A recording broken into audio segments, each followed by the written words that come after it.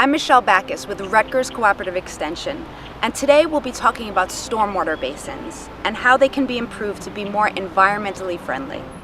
When it rains, runoff is often directed into stormwater basins from streets, parking lots, and other impervious surfaces. There are many types of stormwater basins, and this video will focus on what are known as detention basins. Rainwater enters a detention basin via an inlet. The detention basin helps control flooding by storing rainwater and releasing it slowly over time to streams and rivers through an outlet. Many older detention basins often have a concrete, low-flow channel connecting the inflow and the outflow. Smaller rain events that accumulate less than an inch flow through that channel and then quickly out into a waterway.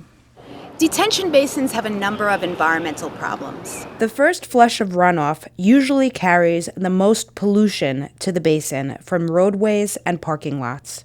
It's this first flush of runoff that flows directly through the concrete channel, polluting our waterways. Often, these basins are not maintained properly and may get clogged, causing standing water where mosquitoes can breed. Although they look neat, these basins are usually devoid of beneficial habitat and attract nuisance wildlife like Canada geese. The soil in these basins can be so compacted that water cannot infiltrate into the ground. Rainwater infiltration through the soil is a natural part of the water cycle and necessary for replenishing underground aquifers. We can take advantage of the environment's natural filtering ability by naturalizing these basins. The process of naturalizing a basin uses native plants and soil to filter pollutants and absorb runoff. By replacing the lawn grasses found in most basins with native plants, the basin will return to a functioning ecosystem. Basin naturalizations can be as easy as just not mowing and allowing the grass to grow. Another simple method is to seed the basin with a meadow mix or planting through the sod with plugs or potted plants. These methods will reduce cost and labor. Today we are on site in Manalapan Township, New Jersey, where a dry detention basin is being naturalized. Once the low-flow channel is removed, the site is regraded as necessary, and compost is incorporated into the soil. After the site has been prepared, installing native plants can begin.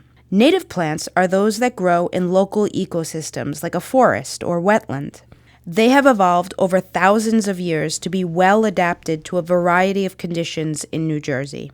So when you're naturalizing a stormwater basin, plant selection is really important. You're going to have a variety of hydrologic situations. You're going to have wet and you're going to have dry.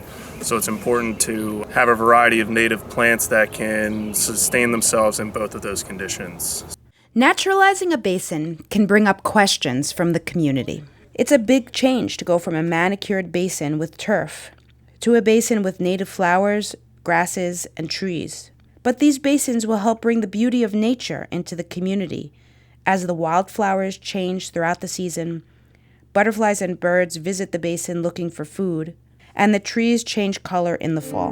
When we naturalize these basins, we increase their ability to absorb rainwater runoff and provide beneficial habitat.